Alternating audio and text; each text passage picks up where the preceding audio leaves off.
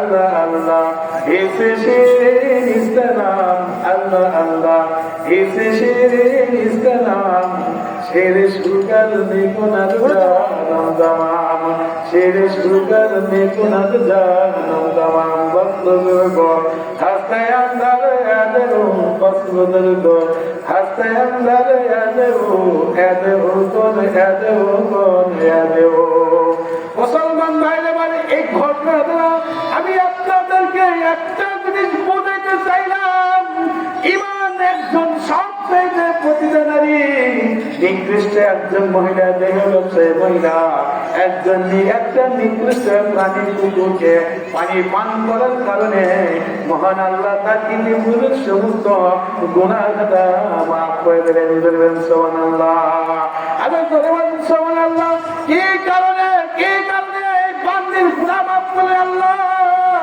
তার মধ্যে সামান্য পরিমাণ ঈমান ছিল। ঈমান থাকার কারণে আল্লাহ তার সমস্ত গুনাহটা মাফ করে দেন। ও মুসলমান, এই ঘটনা দুটি ঘটনা দ্বারা বুঝতে পারলাম। একটা ঘটনা বুখারী শরীফের মধ্যে, আর একটা ঘটনা কিতাবের বাইরে। একজন মহিলা মাদার তেরেসা, খ্রিস্টান মহিলা, তামাম জিন্দেগি মানব সেবায় নিয়োজিত থাকছেন। মানব সেবায় থাকতেন, মানুষের খেদমত করতেন। ডলার দানশীলতার পৃথিবীর মধ্যে ব্যাপক সাড়া পেয়েছে। এই মহিলা ঈমান না থাকার কারণে আল্লাহ তাকে জাহান্নাম দিয়েছেন। এর পক্ষান্তরে একজন মহিলা, একজন প্রতিটা নারী, দেহ ব্যবসায়ী নারী, ঈমান থাকার কারণে আল্লাহ তাআলা তার জিন্দেগির গুনাহটা মাফ করে একটি কুকুরকে পানি পান করার কারণে পূর্বের সমস্ত গুনাহটা মাফ করে আল্লাহ তাকে জান্নাত দিয়েছেন। হোরে গেলমান যেতে নিয়ামত হায় তো, হোরে গেলমান যেতে নিয়ামত হায় তো, सबसे बढ़कर नियामत है दीदार तो, सबसे बढ़कर नियामत है दीदार तो, जन्नत दो सबसे रब के करो, जन्नत दो सबसे रब के करो, अर्ज़ु है मैं तुझे दे क्या करो, अर्ज़ु है मैं तुझे दे क्या करो। ও মুসলমান, এইটাই আমি বুঝাতে চাইলাম। দুইটা ঘটনার দ্বারা আমাদের ঈমান থাকতে হবে। এক পরকালে যদি জাহান্নাম থেকে মুক্তি পেতে চাই, আর যদি আমরা জান্নাতে পেতে চাই, ঈমান ছাড়া কোনোভাবেই জান্নাত পাওয়া যাবে না। জান্নাত পাইতে হলে ঈমান আনতে হবে, এরপরে ঠিক কাজ করতে হবে। ঈমানকে বাড়তে, ঈমানকে মাইনাস করে, বাইপাস করে নেক আমল দ্বারা ঈমান ছাড়া জান্নাতে যাওয়া যাবে না। মুসলমান, ঈমান আনলে কেমন ফায়দা? যার মধ্যে যার পরিমাণ ঈমান থাকে, ঈমান থাকবে। আল্লাহ রাসূলুল্লাহ সাল্লাল্লাহু আলাইহি ওয়াসাল্লাম বলেছেন, যে ব্যক্তির মধ্যে যারা পরিমাণ ঈমান থাকবে, যারা কাকে বলা হয়? মুফাসসিরিনে কেরাম যারা ব্যাখ্যা করেছেন, একটা সরিষাকে 70 ভাগ করলে, টুকরা করলে, ওই এক টুকরাকে জাররা বলা হয়। সেই ব্যক্তির মধ্যে জাররা পরিমাণ ঈমান না মৃত্যু করতে পারবে, কাল কিয়ামতের ময়দানে এরকম একটা দুনিয়া না 10টা দুনিয়া একত্রিত করলে যত বড় হবে, সব চাইতে এই ছোট জান্নাত তাকে দেওয়া হবে। এই জন্য আমরা জান্নাতে যাইতে চাই কিনা বলেন? আমরা সবাই জান্নাতে যাইতে চাই। জান্নাতে যাইতে হলে ঈমান আগে আনতে হবে, ঈমান আনার পরে নেক কাজ করতে হবে। মুসলমান, আমি শুরুতেই একটা কথা বলেছিলাম, বাংলাদেশের মুসলমানদের মধ্যে বর্তমান সবচেয়ে ঘাটতি বেশি ঘাটতি দেখা দিয়েছে হলো মানুষের ঈমান। মুসলমানদের ঈমান ধীরে ধীরে কমে যাচ্ছে, দুর্বল হয়ে যাচ্ছে, ধীর হয়ে যাচ্ছে, ঈমান ধারা হয়ে যাচ্ছে। মুসলমান তার একটা প্রমাণ আমি বললে, ও মুসলমান, আগে সর্বপ্রথম আমাকে জানতে হবে ঈমান কাকে বলে, ঈমানের সংজ্ঞা কি, ঈমানের পরিচয় কি, ঈমানের তারিখ কি। আমি এমন একটা সহজ ভাষায় তারিখ বলবো, সংজ্ঞা দিব, পরিচয় দিব। যেই সংজ্ঞা দিলে, তারিখ দিলে, তারিখ বললে, পরিচয় বললে, শিক্ষিত অশিক্ষিত বৃদ্ধ যুবক যুবতী সকলেই সহজ ভাষায় বললে বুঝতে পারবেন ঈমান কাকে বলা হয়। আমরা তো মনের মধ্যে পড়েছি, গ্রামের মধ্যে পড়েছি, আমানতু বিল্লাহ ওয়া মালাইকাতিহি ওয়া কুতুবিহি বিল্লাহি ওয়া রুসুলিহি ওয়াল ইয়াউমিল আখির ওয়াল কদরি খাইরিহি ওয়া শাররিহি মিনাল্লাহি তাআলা। ওয়া মুসলমান, এটা তো আছে, আরো আছে আরেকটা সহজ ভাষায় বলবো। কোরআনের কারিমের বিসমিল্লাহর বাদ থেকে নিয়ে সূরা নাসের শেষ পর্যন্ত বিশ্বাস ও আস্থা অবিচল স্থাপন করার নামই হলো ঈমান। ও মুসলমান, কোরআনের কারিমের বিসমিল্লাহ বাদ থেকে নিয়ে শেষ পর্যন্ত এক বাক্যে বিশ্বাস করতে হবে, তাহলে সে ঈমানদার হতে পারবে। পুরা কোরআনকে ঈমানদার হতে হলে পুরা কোরআনকেই বিশ্বাস করতে হবে। ও মুসলমান, বেঈমান হওয়ার জন্য পুরা কোরআন বিশ্বাস করতে হবে না, একটা সূরা বিশ্বাস করতে হবে না, একটা আয়াত বিশ্বাস করতে হবে না, বরং একটা শব্দ যদি ও বিশ্বাস করে সে আর মুসলমান থাকতে পারে না, সে কাফের হয়ে যাবে, কাফের হয়ে যাবে, সে আর মুসলমান থাকতে পারে না। আমি একটা উদাহরণ দেব।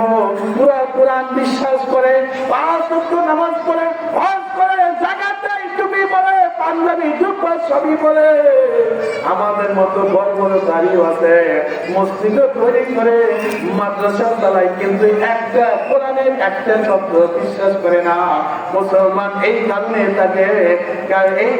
তাদেরকে কাফের বলা হয়। কারা কাদেরকে কাফের বলা হয়? একটা শব্দ মানে না। কারা? কাফেরেরা একটা শব্দ মানে না, পুরা কোরআন মানে। ওয়া খাতামুন নবী, এই শব্দটাই মানে না, এই শব্দকে বিশ্বাস করে না। আমার নবী সর্বশেষ নবী, আমার নবী পরে আর কোন নবী আসবে না, এটা তারা বিশ্বাস করে না। অথচ রাসূল বলেছেন, আনা খাতামুন নবী লা নবিয়্যা বাদি। আল্লাহ রাসূল সাল্লাল্লাহু আলাইহি ওয়াসাল্লাম বলেছেন হাদিসের মধ্যে, আমি সর্বশেষ নবী, আমার পরে কোন নতুন করে নবী আসবে না, আমি শেষ নবী। মুসলমান কিন্তু এক শ্রেণীর মানুষ ও খাতামুন নবী বিশ্বাস করে না, আনা খাতামুন নবী বিশ্বাস করে না। তাদেরকে কাদিয়ানী বলা হয়, তাদেরকে রাষ্ট্রীয়ভাবে কাফের ঘোষণা করা বদ্ধ আইন হয়ে গেছে। বুঝলেন ঠিক কি কিনা? এর ধরে বলেন ঠিক কিনা? আমার আল্লাহ জমিনে থাকবে আর আল্লাহ রাসূলের সাথে বিদ্বেষ করবে, আল্লাহ রাসূলের শত্রুতা করবে, কোরআনে কারিমের শত্রুতা করবে না, না, কোনোভাবেই সম্ভব না। আল্লাহর জমিনে থেকে 99% মুসলমানের জমিনে থেকে নতুন করে নবী দাবি করবে, এদেরকে এই জমিনে থাকার কোনো অধিকার নাই। ঠিক কিনা বলেন? কাজেরা এরা নবী, আমার নবী মুহাম্মদ সাল্লাল্লাহু আলাইহি ওয়াসাল্লামকে শেষ নবী মনে করে না। এরা নিজেকে আরেকজনকে নবী দাবি করে। অথচ রাসূল বলেছেন, আনা খাতামুন নবিয়্যিন লা নবিয়্যা বাদি, আমি সর্বশেষ নবী, আমার পরে নতুন করে আর কিয়ামত পর্যন্ত কোন নবী আসবে না। আল্লাহ কোরআনে বলেছেন, ও খাতামুন নবিয়্যিন, সর্বশেষ নবী মুহাম্মদ সাল্লাল্লাহু আলাইহি ওয়াসাল্লাম। কিন্তু এরা আবার নতুন নবী দাবি করে। এরা বর্তমানে স্পর্ধা। রাসূল বলেন, যদি কেউ নতুন করে আমার পরে নতুন আসবে না, যদি এরপরে নতুন কেউ নতুন নবী দাবি করে, ও ভণ্ড, ও প্রতারক, ও নাস্তিক, ওই বেঈমান, ওর এই জমিনে থাকার কোনো অধিকার নাই।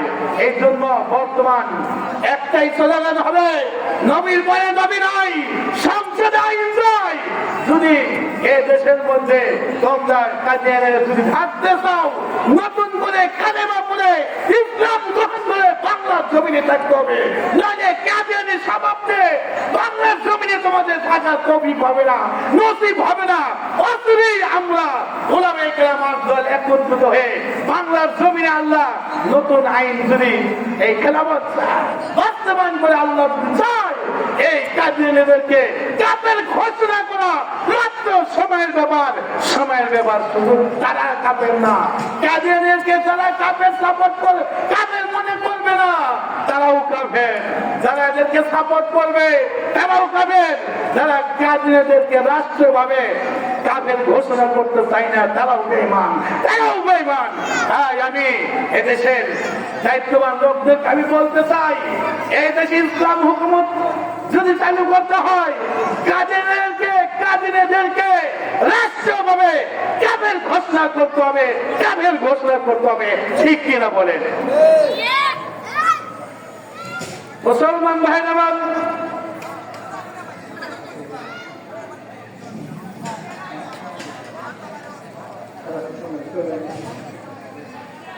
আল্লাহ পাক রব্বুল আলামিন আমাদের প্রত্যেককে যে কথাগুলো বললাম আমাকে তৌফিক দান করুন।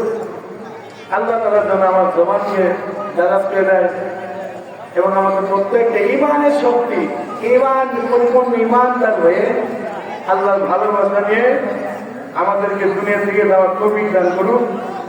আমার জন্য সবাই দোয়া করবেন। আল্লাহ তাআলা যেন এরকম আমাকে বাতিলের পক্ষে লড়ার আমাকে তৌফিক দান করেন। দিনে দেওয়ার জন্য মানুষের দ্বারা দ্বারে সঠিক দিনে দেওয়ার জন্য পৌঁছতে পারি। আল্লাহ যেন আমার হাতকে দিনকে নেবেন, সবাই দোয়া করবেন। আমিও আপনার জন্য দোয়া করি প্রত্যেককে পরিপূর্ণ ইমানদার হয়ে দুনিয়া দিয়ে যাওয়ার তৌফিক দান করুন। ক্ষমা আলাইনা ইল্লাল বালাগ।